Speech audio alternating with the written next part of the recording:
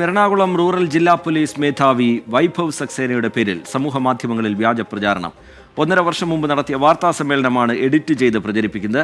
Cyber police അന്വേഷണം ആരംഭിച്ചിട്ടുണ്ട്. വിഷ്ണു സുരേഷ് വിവരങ്ങളുമായി കൊച്ചിയിൽ നിന്ന് ചേരുകയാണ്. വിഷ്ണു, എങ്ങനെയാണ് ഇതിന്റെ അന്വേഷണം ഇപ്പോൾ നടക്കുന്നത്? ആരാണ് ഇതിന് പിന്നിൽ എന്ന കാര്യത്തിൽ വ്യക്തത വന്നു കഴിഞ്ഞിട്ടുണ്ടോ പോലീസിന്? വിഷ്ണു, എറണാകുളം സൈബർ പോലീസുമായി ബന്ധപ്പെട്ട അന്വേഷണം ആരംഭിച്ചിട്ടുണ്ട്. 1.5 വർഷം മുമ്പ് വൈഭവ് സക്സേന നടത്തിയ ഒരു വാർത്താ സമ്മേളനമാണ്. അത് ഈ വാട്സാപ്പിലും ടെലഗ്രാമിലും ഒക്കെ അനാവശ്യമായ പ്രചരണങ്ങൾ നടത്തുന്നവർക്കെതിരെ കർശന നടപടിയെന്നായിരുന്നു ആ വാർത്താ സമ്മേളനത്തിൽ പറഞ്ഞിരുന്നത്. പക്ഷെ നിലവിൽ ഈ ക്ലിപ്പ് പ്രചരിപ്പിക്കുന്നത് വാട്സാപ്പിൽ കോളുകൾ ഇനി നടപ്പാക്കാൻ പോകുന്ന രീതികൾ എന്ന് പറഞ്ഞാണ്. വാട്സാപ്പിനെ കുറിച്ചുള്ള നിർദ്ദേശങ്ങൾ എന്നൊക്കെ പറഞ്ഞാണ് ഇത്തരത്തിൽ പ്രചരിക്കുന്നത്. അത് വ്യാപകമായി പ്രചരിക്കപ്പെടുകയും ചെയ്തു.